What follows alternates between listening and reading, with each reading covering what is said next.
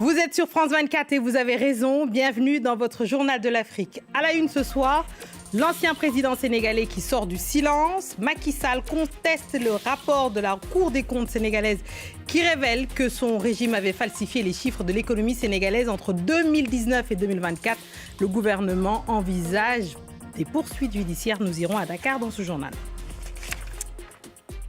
Bientôt une commission d'enquête sur l'ingérence politique dans les affaires des commissions vérité en Afrique du Sud. Des familles de victimes de l'apartheid reprochent au gouvernement de ne pas avoir suivi les recommandations de cette dite commission vérité. Reportage à suivre.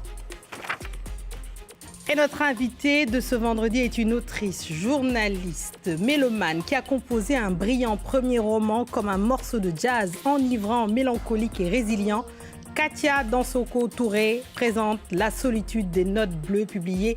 C'est Jean-Claude Lattès, une histoire bouleversante de femmes territoires qui portent des récits différents de notre monde. L'ancien président Macky Sall sort enfin du silence. Un audit de la Cour des comptes sénégalaise a révélé il y a 2 semaines que son régime avait falsifié les chiffres de l'économie sénégalaise entre 2019 et 2024. La dette publique et le déficit budgétaire du pays ont largement été minorés selon l'enquête qui a plongé le Sénégal dans une importante crise de finances publiques. Le pays a annoncé de possibles poursuites judiciaires. Correspondance à Dakar, Deli Mandao. Je m'inscris totalement en faux contre ces allégations de falsification. C'est un procédé politique, a affirmé l'ancien président Macky Sall, interrogé par nos confrères de Jeune Afrique, en marge d'une déclaration au Cap, en Afrique du Sud, sur l'allègement de la dette sur le continent africain. Il y a 2 semaines, la Cour des comptes sénégalaise avait révélé dans un rapport que des chiffres sur l'économie sénégalaise avaient été minorés par le régime de l'ancien président Macky Sall. La dette publique, par exemple, annoncée par le régime sortant à 73,6%, s'élevait, selon la Cour des comptes, à près de 100% du PIB. Macky Sall répond à la Cour des comptes en estimant que la dette extérieure ne peut être minorée. C'est de la dette multilatérale, voire bilatérale, avec des transactions, selon lui, qui transitent par la Banque centrale. Le ministre de la Justice avait, dans la foulée du rapport de la Cour des comptes, affirmé que des poursuites pourraient être engagées contre des dignitaires du régime de l'ancien président Macky Sall pour notamment enrichissement illicite ou encore détournement de deniers publics en respectant le principe de la présomption d'innocence. À ce sujet, Macky Sall répond « Je n'ai peur de rien, ils peuvent poursuivre s'ils le veulent ». Fin de citation. Le président Cyril Ramaphosa a annoncé son soutien à la création d'une commission d'enquête sur l'ingérence politique dans les travaux de la commission Vérité. 22 familles de victimes de l'apartheid reprochent au gouvernement de ne pas avoir suivi les recommandations de la dite commission Vérité et Réconciliation qui préconisait de juger les auteurs de crimes non amnistiés. Reportage au sein d'une famille qui attend justice depuis 40 ans. Tom Canetti, Caroline Dumais, Graham Walsh et Stéphane Carstel. Le père de Lucanio et 3 autres militants de la ville de Cradock ont été tués par la police de l'apartheid en 1985. 40 ans plus tard, le procès n'a pas commencé. Lucanio n'a pas connu son père, il ne se rappelle que de ses funérailles. Le cercueil dans lequel mon père a été enterré, je me souviens de l'avoir vu descendre dans le sol. Et je savais alors que mon père était là-dedans. Ce que je ne savais pas à l'époque, c'était que je devais grandir sans lui. La commission Vérité recommandait de juger les suspects de crimes de l'apartheid qui n'avaient pas été amnistiés. Les enquêtes ont été menées, mais les procès restent en suspens. 23 familles de victimes attaquent donc le gouvernement pour inaction. Leurs avocats dénoncent des interférences politiques.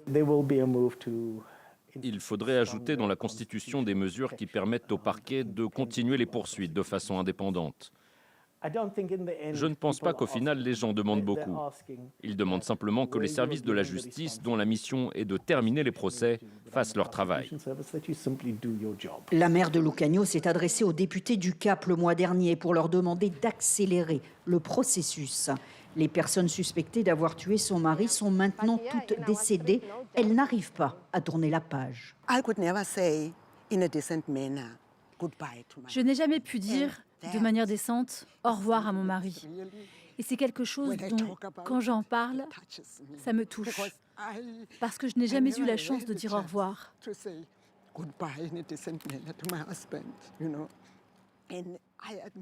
Et j'admire les gens qui ont cette chance de dire au revoir à leurs proches le dernier jour sur Terre.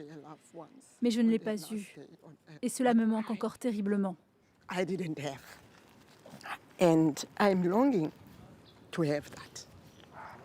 Le président Ramaphosa a promis une enquête sur les lenteurs de la justice. Les familles pourraient obtenir jusque 9 millions de dollars en dommages et intérêts. On passe à la culture ce vendredi avec une journaliste, écrivaine, mélomane qui a composé son premier roman comme un grand morceau de jazz, un roman d'une puissance rare, une histoire d'émancipation d'une femme qui n'avait sans doute rien pour elle au départ, née d'une relation maudite dans une famille entre un père violent et une mère incapable d'aimer dont elle va toute sa vie durant chercher l'amour. Katia Dansokho-Touré, bonsoir et bienvenue dans votre Journal de l'Afrique. Bonsoir, merci pour votre accueil. Alors, vous présentez votre premier roman que j'ai adoré, qui est là, La solitude des notes bleues, publié chez Jean-Claude Lattès. Votre héroïne, c'est une femme territoire, comme vous l'appelez. Elle est née à Quimper de parents guinéens, qui va vivre aux Antilles, puis en Afrique, avant de revenir à Paris. Expliquez-nous ce terme de femme territoire. Alors, les femmes territoires, ce sont des femmes qui se retrouvent dans tous les endroits où on retrouve les diasporas noires issues de la traite transatlantique. Donc en gros, j'ai voulu marquer le fait qu'elle redessine l'Atlantique noir auquel l'héroïne appartient, c'est-à-dire ce territoire qui se partage entre l'Amérique, l'Europe et l'Afrique. Et j'ai voulu marquer le fait que ces femmes se retrouvent dans ce territoire qui est marqué par une certaine violence de par l'histoire de l'esclavage, l'histoire de la colonisation. Et j'ai voulu plutôt parler que d'hommes, parce que souvent, dans ces mouvements migratoires au sein de l'Atlantique noir, on voit surtout des hommes prendre la famille sur le bras et partir, quitter un nord pour un sud ou passer d'ouest en ouest. J'ai voulu redonner une sorte de puissance aux femmes. Et donc, du coup, je décide que ce sont elles qui traversent les frontières, que ce sont elles qui traversent l'Atlantique noir. Oui, absolument. Ce sont des femmes comme rarement on les entend et on les lit. Des femmes qui voyagent, des femmes violentes qui n'ont pas forcément d'ailleurs le bon rôle. Est-ce que c'est ça aussi qui vous plaisait à raconter ? J'avais envie de refléter justement la violence qui marque ces territoires-là, une violence qui n'est pas forcément de leur fait, une violence qui peut venir du rapport avec les hommes, du rapport à la famille, notamment quand on est d'origine africaine ou quand on vit aux Antilles. J'avais envie de marquer cette violence-là qui marque toute l'historicité qui entoure la féminité, la question de la féminité au sein de l'Atlantique noir. Dans cette écriture et dans ce livre, il y a une femme qui est en filigrane. Vous lui dédiez d'ailleurs ce roman. Une fois n'est pas coutume, je vais partager une anecdote un peu personnelle, car en 2018, lorsque je fais la dernière interview de Maryse Condé en Avignon, elle m'avait dit « Demandez à Katia où est-ce qu'elle en est de son roman ». C'était en 2018 déjà. Et ce roman, vous le lui dédiez à Maryse Condé, notre grand-mère à la tendresse aigre douce.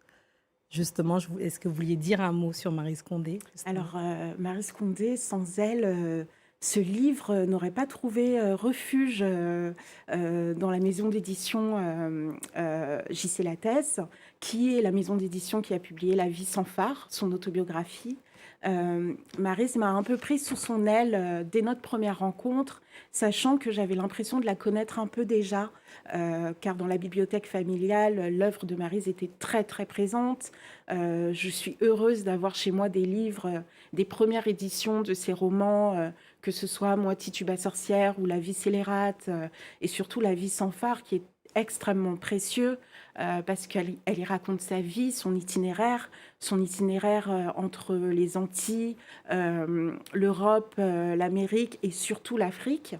Et je me suis toujours sentie un peu comme la petite fille de Maryse Condé, comme sa protégée. Et c'est exactement ce qu'elle a fait. Elle m'a protégée et elle m'a portée vers la littérature. Et je suis sûre qu'elle serait très fière de ce roman-là, évidemment, Maryse, à qui on pense fortement, qui nous a quittés, mais qui son œuvre est éternelle, évidemment. Les lieux sont importants dans ce livre, mais aussi la musique. On entend, elle vous sert de métronome, et on l'entendra lors de la lecture. À quoi ça vous sert, cette musique? Et on a vu que ça avait servi de résilience, évidemment, aider à la résilience de votre héroïne. Vous, personnellement, que représente le jazz pour vous? Le jazz, c'est une musique qui m'a accompagnée dans les traversées, ce que j'ai pu connaître, c'est-à-dire passer d'un territoire à l'autre, d'une île à l'autre, d'un pays à l'autre. C'est une musique aussi qui raconte toute une histoire qui a un poids vis-à-vis de la négritude, vis-à-vis de l'afrodescendance. C'est une musique qui dit l'intime noir, j'ai envie de dire. Et cette musique, je me souviendrai toujours du tout premier morceau de jazz que j'ai entendu. Je devais avoir 12 ans. C'était un guitariste qui s'appelle Wes Montgomery. Quand j'ai entendu cette musique, ça a créé comme un écho en moi, alors même que ce Bumpin' on Sunset, le morceau en question, était quelque chose de très commercial, considéré par les critiques comme quelque chose de très commercial par rapport au jazz, qu'on considère comme pur, qu'on sacralise. Oui, voilà. absolument. Et je me souviendrai toujours de la sensation, de ce que j'ai ressenti en écoutant ça. Et puis viennent les grands comme John Coltrane, Miles Davis. Et puis moi, j'ai mes dadas. J'ai découvert Eric Dolphy, Booker Little. Et avec cette musique, j'ai appris à grandir. J'ai appris à écouter le monde d'une façon différente, à voir le monde d'une façon différente, parce qu'il est très rare que l'on écoute du jazz sans comprendre le propos qu'il y a derrière. C'est-à-dire que le jazz dit toujours toute une histoire qui dépasse même la mélodie, qui dépasse les notes, qui dépasse la composition. Ouais, c'est pour ça d'ailleurs que c'est si important, c'est vraiment la bande originale. Et d'ailleurs, je signale que vous avez fait des playlists qui peuvent, et c'est la première fois, hein, c'est rare qu'on puisse écouter une playlist à côté d'un roman et qui accompagne si bien. D'ailleurs, je propose de vous entendre pour finir cet entretien. Une fois n'est pas coutume, là on fait de la grande réalisation, de la grande télévision. On va entendre un peu de musique jazz pendant que vous allez nous lire un morceau, un extrait d'ailleurs de ce roman. Le moment où l'héroïne va revoir sa mère. Elle est petite fille, elle a 13 ans, elle doit revoir sa mère qu'elle n'a pas vue depuis ses 6 ans. Et voilà, c'était cet extrait justement que je voulais que les auditeurs entendent. On vous écoute, Katia. Voilà que dans ma petite tête retentit une mélodie. 3 temps. C'est une valse jazzifiée. My favorite things. Je n'entends pas tellement le thème que joue John Coltrane. C'est le jeu du pianiste qui m'habite. C'est McCoy Tyner. 1, 2, 3. 1, 2, 3. Avec son piano, il joue une valse en plusieurs dimensions.